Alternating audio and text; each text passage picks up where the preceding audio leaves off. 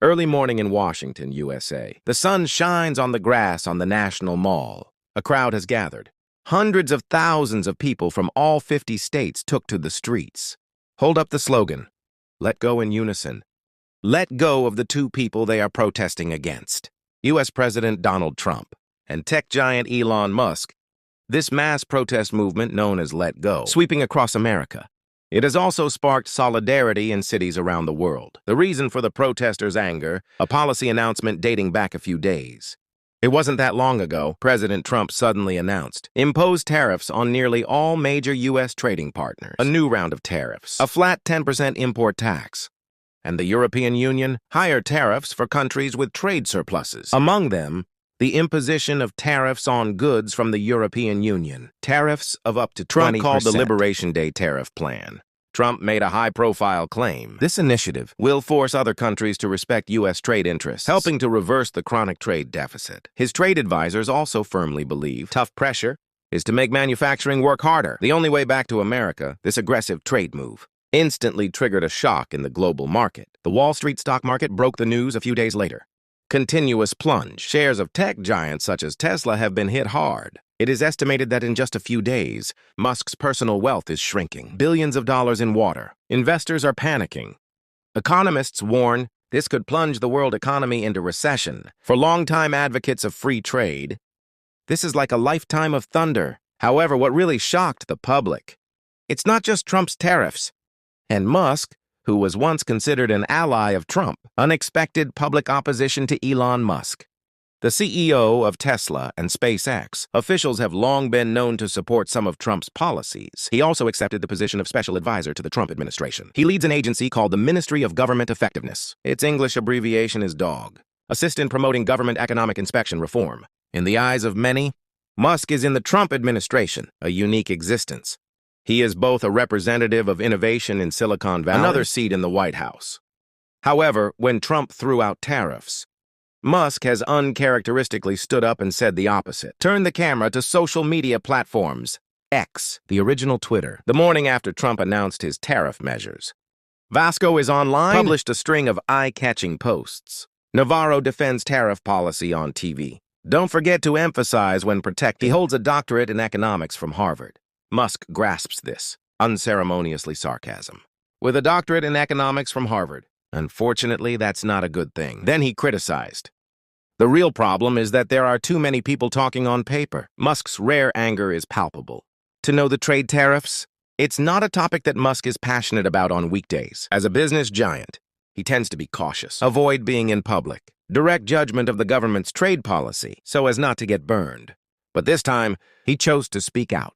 It happened at the same time as Musk. This question has also reached the ears of the White House. The atmosphere in an office of the White House lizard is dignified. Peter Navarro, a consultant in charge of trade affairs, whispered to Trump, "Mr. President, Musk just went online. Publicly criticize our tax policy." Trump Wenyan frowned. Then he waved his hand, said in a blunt tone, "Tax revenue is the key to making America great again. Anyone who opposes is hindering our recovery." He looks around, and he added, "Let him run his own company. I will not change for anyone's complaints." The surrounding consultants nodded silently. Musk's online dissatisfaction didn't change the policy one bit. The tariff plan remains on schedule. Then at an international video conference, Musk has made his position more clear. In Italy, at a party conference in Florence, Musk spoke via Wired. And he said in a calm but firm voice, "At the end of the day, I hope America and Europe trade relations that can achieve zero tariffs, building a transatlantic free trade area. That's my advice to the president." This statement amounts to a public call for the elimination of tariff lightning protection. The new tariffs announced by Trump a few days ago, tit for tat. The news spread back to the country and immediately caused an uproar. The nationalists who support Trump, exasperated by Musk's remarks, consider him ungrateful. Turn your elbows out. Our elected president is protecting American workers. He is good. Stand up for Europe for its own business interests. Musk's social media comment section for a while, filled with angry accusations. However, on the other hand, supporters of free trade applaud. Even Musk can't stand it anymore. It shows that there is indeed a problem with this tariff policy. In the field of public opinion, Musk's remarks have ignited concerns about free trade. Intense discussions with populism. What exactly is free trade? What is populism again? Why did the two collide head-on tariff policy? Let's zoom out in time to see the ideological roots of this conflict: free trade. As the name suggests, the goal is to reduce trade barriers between countries as much as possible, allow the free flow of goods and services. Since the end of World War II, free trade is gradually becoming, for the mainstream consensus of the international economy, many countries have signed the General Agreement on Tariffs and Trade, and later World Trade Organization rules lower the tariff rate again and again. Supporters believe free trade can leverage the comparative advantages of various countries, make resource allocation more efficient. Consumers can also buy cheaper goods. From historical experience, free trade has promoted the growth of the global economy. Began in the second half of the 20th century. Cross-border trade and investment have skyrocketed. Technology and ideas also spread across borders. Not only do big companies make a lot of money, ordinary consumers also enjoy the benefits of a wealth of goods from around the world. However, the benefits of free trade are not shared by everyone. In the manufacturing slump of America's Rust Belt, some factory workers lost their jobs. They will blame cheap overseas imports and factory relocation. For example, in a small town in Pennsylvania, former steelworker John Smith in his 50s. I went through this pain. The steel mill where he works closed under the onslaught of cheap imported steel. Now I can only make ends meet with odd jobs. Talk about free trade. This thick, dark man is full of complaints. Those trade agreements, but did not take care of us ordinary workers, a loser like him.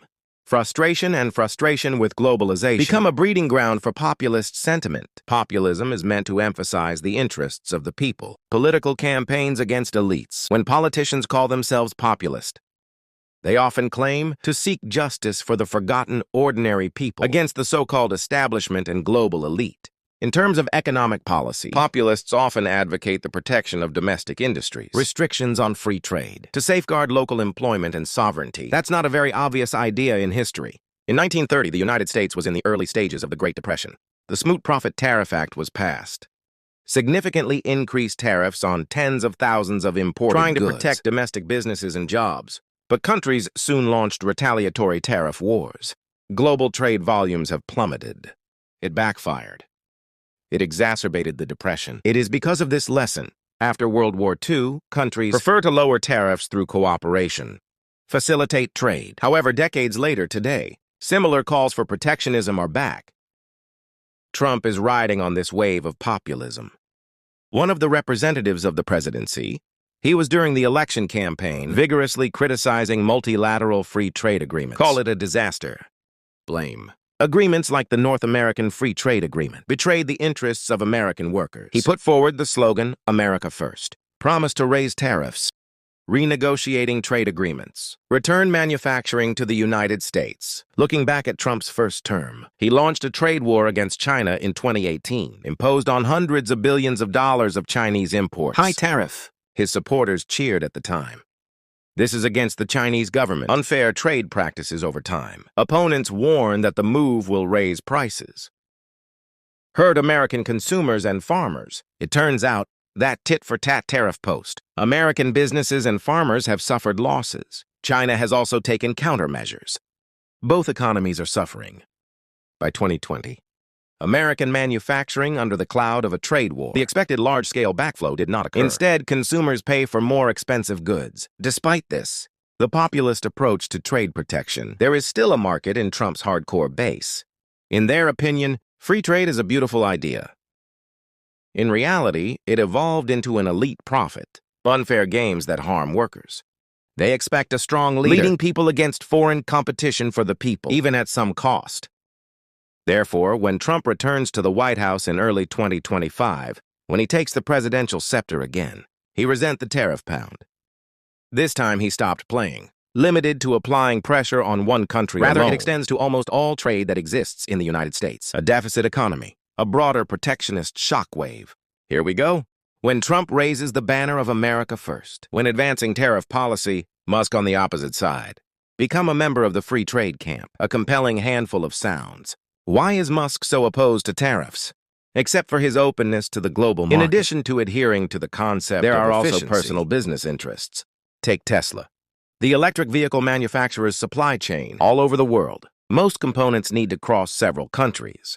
To assemble a complete car, Sudden increase in tariffs. It's like being in a machine. Throw in a handful of sand can seriously disrupt the stability of the supply chain, not to mention the European market. It has been one of Tesla's key sales regions. Trump imposes high tariffs on European Union. Resentment. It may cause European consumers to boycott American products. This is undoubtedly very bad for Tesla. In fact, there was political tension. Factors such as increased competition in Europe. Tesla at the beginning of this year. Sales in Europe have plummeted. This made Musk more aware. The increase in trade barriers is threatening his commercial version. However, chalk up Musk's opposition only to guarding private companies. It's not comprehensive. Musk is known for his global business. He's involved with SpaceX, Starlink, and other projects. Both have the attributes of transnational cooperation and global markets. He believed in technological progress and many of the problems facing humanity. It requires more than international cooperation to solve. From this perspective, his support for free trade. There is also a sense of idealism. He wants to build a more open and interconnected world. Let people and goods flow freely. It is no wonder that in the Italian speech, Musk even mentioned, "Want people to work and move between continents, move more freely." This ideal, it goes beyond pure economics.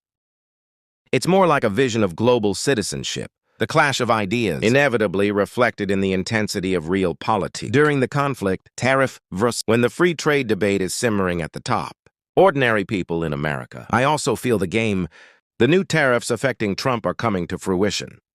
Product prices in many industries in the United States. There are signs of an increase, from mobile phones for daily use, television and other electronic products. Fertilizer needed on the farm. Machinery is all facing pressure from rising costs. Several large retailers have warned, if tariffs are in place for a long time, consumers may have to bear the burden, higher shopping bills. Simultaneously, there were shocks on Wall Street. Has hit the retirement accounts of ordinary people. Many pension investments have shrunk, for not yet from the economic ups and downs in previous years and for the fully recovered middle class.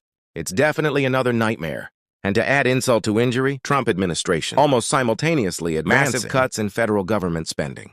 An institutional restructuring. Musk Government Efficiency Department. The formal implementation of this plan is one of the core strengths. The news of layoffs at federal agencies has come one after another. The IRS has cut thousands of jobs. Parts of the Social Security Administration. Close or manual inspection. Government departments that are supposed to serve the people. Sudden contraction. A lot of people start to worry about your own welfare and rights. Is it still guaranteed? Linda, 65. Standing in Maryland, in front of the closed Social Security office, shouted angrily to the crowd of the drama. "This is my pension money. I have worked hard all my life, not for them to cut my security like this." His words elicited an echo from the crowd. "That's our money. Our guarantee." Public anxiety and anger are building. Finally, on the first weekend of April, exploded with amazing energy. A nationwide protest rally was rapidly brewing. And through social media, and a call from community organizers swept away, from New York to Los Angeles, from Chicago to Houston. More than 200 protests across the United States. They erupted simultaneously on the same day. It is estimated that just in the continental United States, more than 600,000 people took to the streets. If you include being in London at the same time, parades of students from places like Berlin and Toronto, the number of participants exceeded 1 million. This is since the Women's March in early 2017, the largest national demonstration in the United States. This nationwide protest, it was jointly initiated by many organizations, more than 150 different civil society organizations, including a grassroots coalition of progressives, women's marches, and other social movements. Labor union, human rights groups, veterans association, and more choose to stand together at this moment, form a temporary alliance. Many groups as early as Trump's first term, we fought side by side. Now let go for the same slogan. Hand in hand again, different people may have different concerns, but their voices at this time are the same. At the same time, there are also many Trump supporters choose to stand by, even defending the president. In their opinion, the United States should have been tough on the outside world long ago. Tariff pressure is just to force opponents to make concessions. For the sake of re-strengthening the country, I will suffer a little bit. What is it? A Trump supporter posted a message on social media. These people believe after the short pain, there will be a spring for American manufacturing. So the hustle and bustle of the streets, in the eyes of another segment of the public, just a fuss. They believe Trump is doing what needs to be done. In Washington, D.C., a large number of protesters gathered near the White House and in front of Capitol Hill, shouting slogans, "Leave our jobs alone. Get your hands off our health care." One side says the market plummets. Trump plays golf with satirical slogans, attracted the lens of many cameras. People mock Trump during the economic crisis, but leisurely vacation. It's on Fifth Avenue in Manhattan in New York. The assembled line stretched over 20 blocks. The streets resounded with the unified slogan, "Let go." Letting go is clear. Demonstrators demand that the Trump administration stop what they see as violations of people's rights, both economically and socially. They blame Trump's tariff policies and budget cuts. It is a hostile takeover of the people. Rough treatment of the country as a business. Ending the billionaire's power game. In the crowd of the Boston parade, one banner read. In leaflets distributed, some organizers called for, "No matter whether you are being attacked for our democracy, job losses, privacy has been violated, or stand up for cuts to public services. This moment belongs to each of us. Let's unite," Xiang Quanli said. And here's what's even more remarkable. This protest is not just about Trump personally. Many of the signs carry Musk's name, also listed as the target of criticism. Musk, stay out of this! There is a protest sign that says, for many protesters, Musk is currently on the tariff issue, opposing Trump. But he is still part of the Trump administration, and it is to promote the reduction of troops, one of the pioneers of the abolition of public projects. They are worried. The super-rich, like Musk, hold power within the government, is helping Trump, advancing an agenda that benefits the wealthy, but let ordinary people pay for it. In a media report, protesters have attacked a series of government policies, including aggressive trade tariffs, federal employee layoffs, deportation of immigrants, and Musk's Department of Government Efficiency, reduction action. In their eyes, whether it is official taxation or layoffs, both sides of the same coin. It reflects the disregard and violation of the interests of the people. Therefore, demonstrations are directed at both Trump and Musk. There's no contradiction. A young female teacher who participated in the Chicago March, holding a sign, cartoon portraits of Trump and Musk. They each use one hand. Grab a corner of the map of America, he said excitedly in an interview. They are engaged in a trade war, a cut in public services. The last to be hurt are us ordinary people, facing the surging wave of protests. The White House has been rather lukewarm. President Trump himself has responded positively to the protests. Instead, fly to Florida as usual. Spend the weekend at your own golf course. Assistant Press Secretary to the President issued a brief statement. Claims that the government will, protecting Social Security and Medicare, will not affect the welfare of the elderly, and blame the protesters. And Democrats exaggerate. He said that what the president did is to correct a long-neglected problem, make the country safer, more competitive. The statement also focused on immigration. Praise for those who advocate for illegal immigrants. People with universal welfare will really drain our Social Security resources. So let's just say that. Trump administration. The protests were downplayed and diverted. Little does not show. There are signs of a loosening of policy. Musk, during this time, he kept a surprisingly low profile, except for the first few social media happenings and talks at European conferences. He did not participate further in the public debate. It is rumored the remarks within the White House about Musk's overreach quite dissatisfied. Hardliners put pressure on him. Term as special advisor to the president will end next month. Musk will continue in office, stay in government, and continue to make an impact. Or pull back. To safeguard personal and corporate reputation, it became the subject of media speculation for a while. This maverick entrepreneur seems to be caught in a dilemma. He needs to decide whether to stay in the public sector, push him in the right direction, or leave this place of right and wrong. How does Musk weigh in? Outsiders don't know, but one thing is for sure. He caused this, the debate on tariffs and free trade. The fallout has not yet subsided. And outside the United States, international community, I am also watching this storm nervously. Officials of the European Union condemning Washington's unilateral tax hikes, warning the United States not to return to the old path of taking Lin as its hero, and hinted at possible retaliation.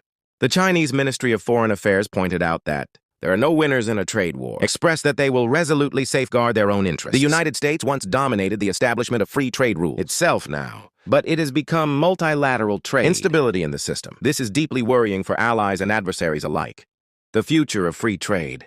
Not only do you see the well-being of people in the United States, it is also affecting the nerves of the entire world economy. Through this series of dramatic events, we can see the intense collision of two trends of thought in today's American society. One side is the people represented by Trump, populism and economic nationalism. They are raising the banner of protectionism, intent quickly and a direct response to those who feel globalized, the anger of the voters left behind. And the other side, it's global congestion represented by Musk and free traders. They believe open markets and international cooperation are the long-term solution. Even short-term labor pains. You can't solve it by reversing globalization. The starting point of both parties. It seems to be in the interest of the country and the people. But the understanding and implementation path of the word completely different. It's about erecting tariff barriers to protect immediate jobs or dismantle the separation and pursue greater prosperity. No choice is costless. Populist protection policies. Maybe some traditions can be preserved for now. Industry jobs. It can lead to a decrease in overall economic efficiency. The lure of rising prices. And free trade creates overall wealth growth, but not immediately, to compensate those who have suffered as a result. And that gives ground to populism. This is where American society is at its core. In this story, what Trump and Musk stand for.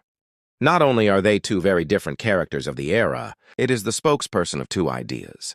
When Musk publicly criticized Trump's tariffs, 600,000 people take to the streets. When grabbing the headlines, the whole world realizes a major debate about future path options. Already in front of the United States, perhaps history will eventually judge the rewards of free trade versus populism. Who is smarter? However, at the moment, and the prize continues. The slogans in the streets still ring in my ears. Let go. Both the angry cries of the protesters against the rulers. It is also a wake-up call for all those in power. What the people want, not to be ignored. On the other hand, believe in yourself in the White House. The leaders of the line will not give in easily. They risk everything to prove their beliefs. Where is America headed? It is to seek self-protection in the midst of high power, or stay open in the wind and waves. The debate over tariffs and trade. Far beyond Musk and Trump's personal grudge, it concerns the job and future of every ordinary person. When the smoke gradually dissipates, only time will tell. And we are in the midst of this history. Witness free trade, intense collision with populism, and the waves that come from it.